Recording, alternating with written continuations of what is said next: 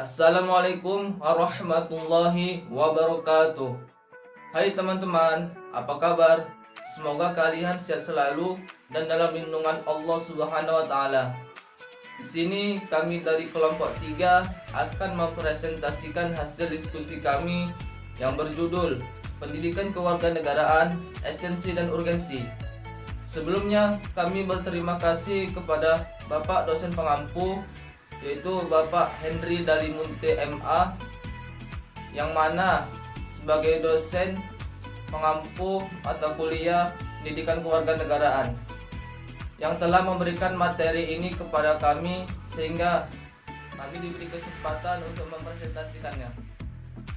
Baiklah, sebelum presentasi kami mulai, kami akan memperkenalkan anggota kelompok 3.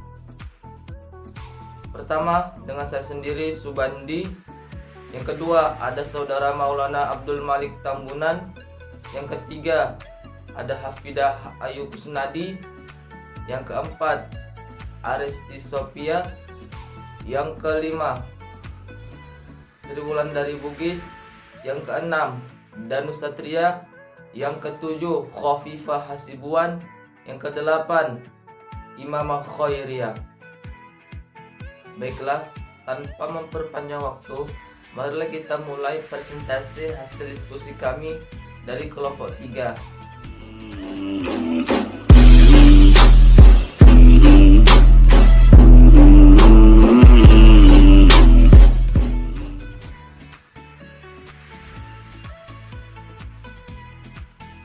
Baiklah, saya akan menjelaskan materi dari pendidikan kewarganegaraan, esensi dan urgensi.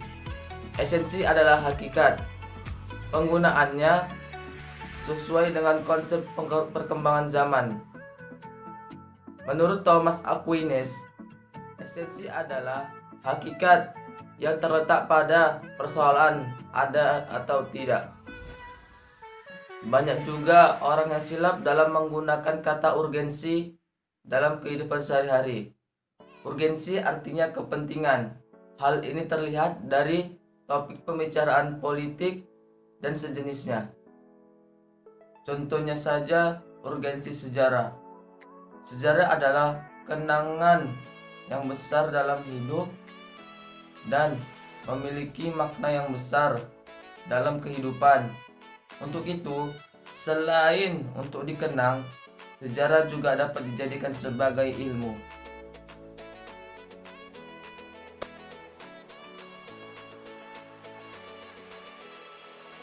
Assalamualaikum warahmatullahi wabarakatuh. Nama saya Maulana Abdul Malik Tambunan akan menjelaskan hakikat dan pentingnya pendidikan kewarganegaraan. Nah, apa sih itu pendidikan kewarganegaraan secara etimologis, terminologis, yuridis, historis, bahkan secara sosiologis? Secara etimologis, pendidikan kewarganegaraan berasal dari kata pendidikan dan kata kewarganegaraan. Pendidikan berarti usaha sadar dan terencana untuk mewujudkan suasana belajar dan proses pembelajaran agar peserta didik secara aktif mengembangkan potensi dirinya. Sedangkan kewarganegaraan adalah segala hal ihwal atau peristiwa masalah yang berhubungan dengan negara. Secara terminologis, pendidikan kewarganegaraan adalah suatu program pendidikan yang mana diberhentikan demokrasi politik diperluas dengan sumber-sumber pengetahuan lainnya. Pengaruh-pengaruh positif dari pendidikan sekolah, kuliah, masyarakat, atau orang tua. Semuanya itu diproses guna untuk melatih para siswa atau mahasiswa untuk berpikir kritis, analitis, bersikap dan bertindak demokratis dalam mempersiapkan hidup dalam demokratis berdasarkan Pancasila dan Undang-Undang 1945. Secara yuridis, pendidikan kewarganegaraan dimaksudkan untuk mewujudkan peserta didik menjadi manusia yang memiliki kebangsaan dan cinta tanah air. Secara historis, pendidikan kewarganegaraan Indonesia awalnya diselenggarakan oleh suatu organisasi pergerakan yang mana bertujuan untuk membangun rasa kebangsaan dan cita-cita Indonesia merdeka. Secara sosiologis, pendidikan kewarganegaraan Indonesia dilakukan pada tataran sosial kultural oleh para pemimpin di masyarakat yang mengajak untuk mencintai tanah air dan bangsa Indonesia. Sebagai negara, kita perlu menyelenggarakan pendidikan. Karena apa?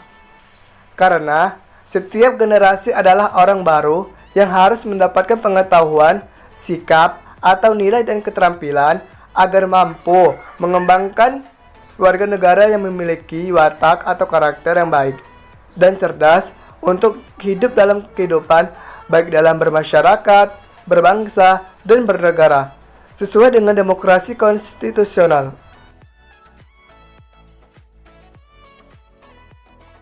Assalamualaikum warahmatullahi wabarakatuh. Perkenalkan, nama saya Fedoy Kusnadi. Di sini saya akan memaparkan sedikit materi tentang hakikat pendidikan kewarganegaraan dalam mengembangkan kemampuan utuh sarjana atau profesional.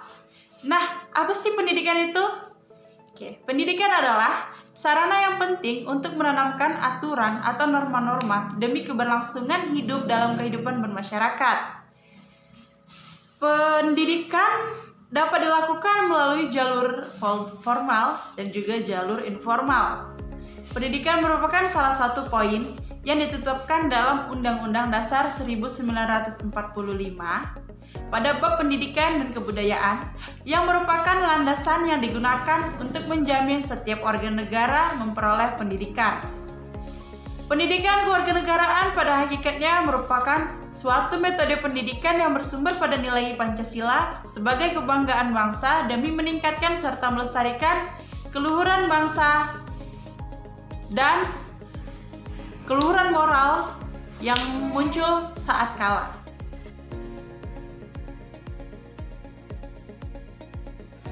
Assalamualaikum warahmatullahi wabarakatuh.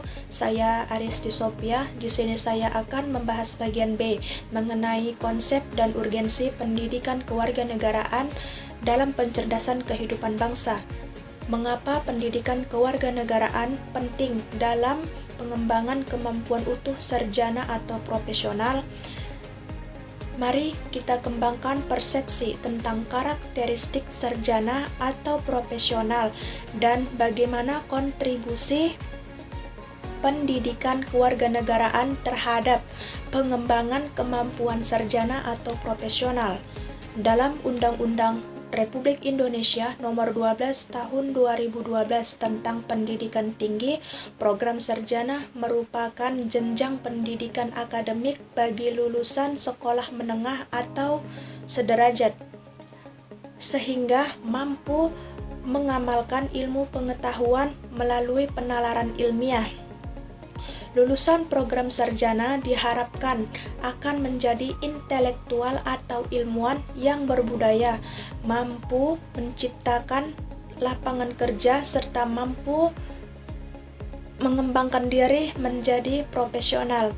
Dalam Undang-Undang Republik Indonesia Nomor 14 Tahun 2005 tentang guru dan dosen dikemukakan bahwa profesional adalah pekerjaan atau kegiatan yang dapat menjadi sumber penghasilan, perlu keahlian, kemahiran, atau kecakapan, memiliki standar mutu, ada norma yang diperoleh melalui pendidikan profesi. Apakah profesi yang akan Anda capai setelah Anda menyelesaikan pendidikan sarjana atau profesional? Perlu Anda ketahui bahwa apapun kedudukan sarjana atau profesional dalam konteks berbangsa dan bernegara, bila memenuhi persyaratan sebagaimana yang diatur dalam peraturan perundang-undangan, maka Anda berstatus warga negara.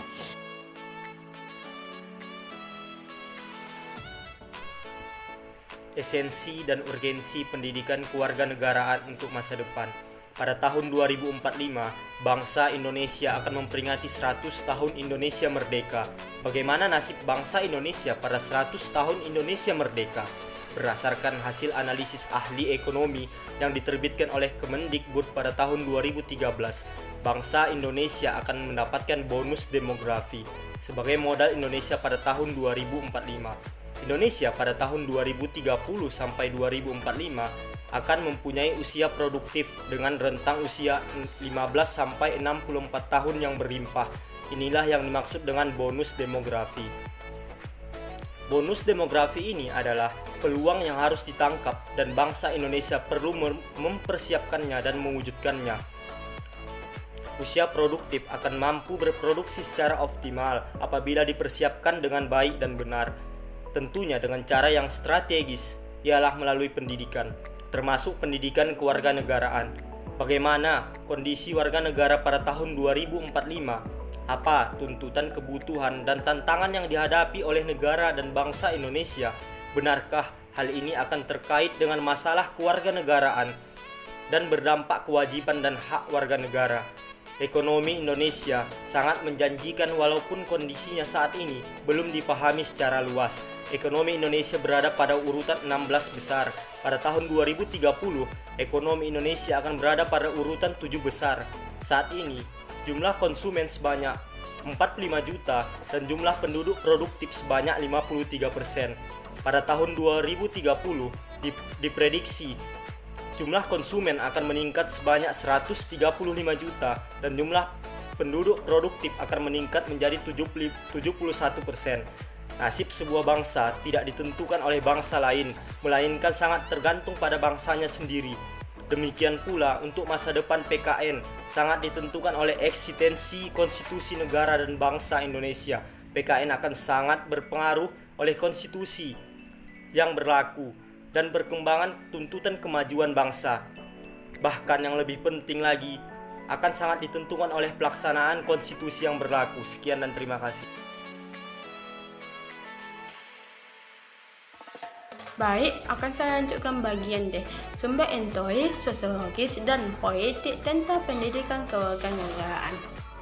Untuk memahami pendidikan kewarganegaraan di Indonesia, pengkajian dapat dilakukan secara empiris, sosiologis, dan politis.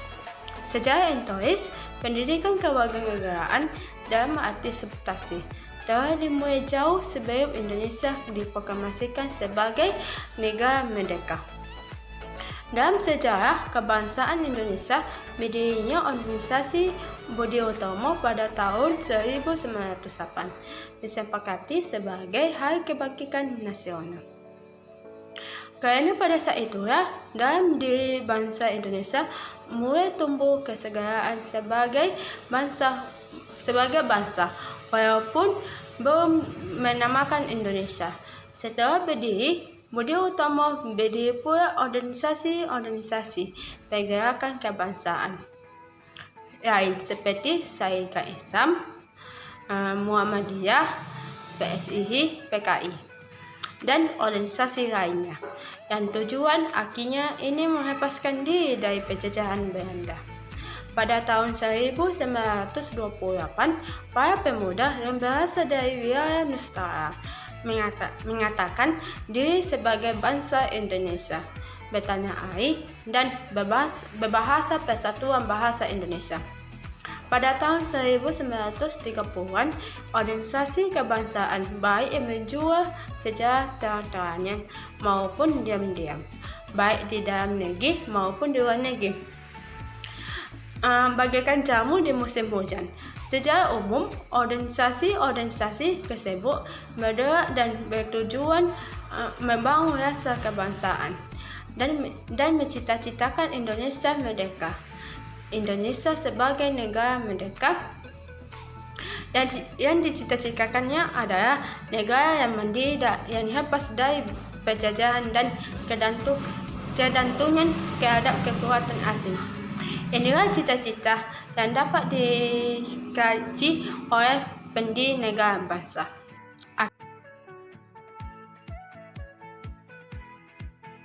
Baik, saya akan lanjutkan bagian D.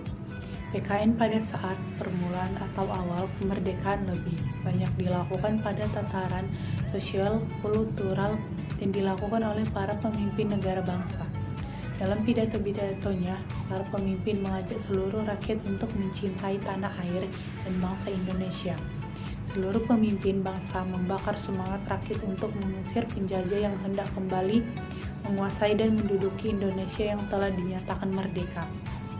Pidato-pidato dan ceramah-ceramah yang dilakukan oleh para pejuang, serta kiai-kiai di pondok pesantren yang mengajak umat berjuang mempertahankan tanah air merupakan PKN dalam dimensi sosial kultural.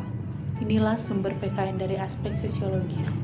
PKN dalam dimensi sosiologis sangat diperlukan oleh masyarakat dan akhirnya negara bangsa untuk menjaga, memelihara, dan mempertahankan eksistensi negara bangsa.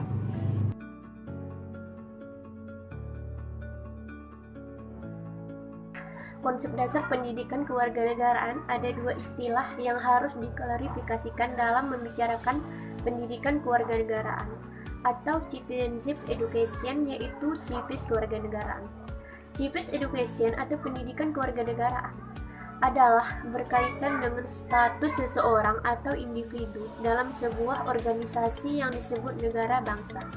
Status tersebut diatur oleh hukum yang dibuat oleh rakyat di negara itu melalui suatu proses tergantung kepada sistem pemerintahan yang dipakai. Hukum itu menentukan hak-hak, tanggung jawab, dan tugas-tugas sebagai warga negara.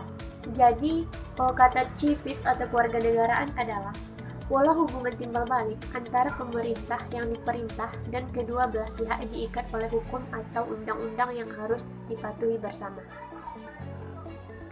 Seorang warga negara mempunyai dua lapangan kehidupan, yaitu kehidupan publik dan kehidupan pribadi atau privat. Civis atau kewarganegaraan tidak hanya menekankan kepada kehidupan publik tetapi memperhatikan kehidupan pribadi, sebab antara dua jenis kehidupan itu tidak bisa dipisahkan satu sama lain. Jadi, kewarganegaraan mengatur kehidupan individu dalam konteks hubungan antara individu dengan negara. Dari beberapa pengertian yang terkandung dalam beberapa istilah kewarganegaraan di atas, kiranya dapat disimpulkan bahwa konsep kewarganegaraan adalah suatu ajaran yang memuat pola hubungan antara individu dan negara atau antara negara dan warga negara.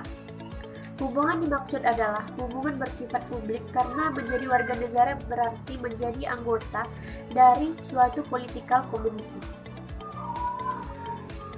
Komunitas politik memiliki banyak aspek di dalamnya seperti ideologi, sistem politik, ekonomi, sosial, budaya, keamanan, hak, kewajiban, dan lain-lain. Semua aspek ini diatur oleh hukum yang dibuat berdasarkan suatu proses yang berlaku di negara tertentu. Nah, teman-teman, telah kita saksikan bersama presentasi dari kelompok 3.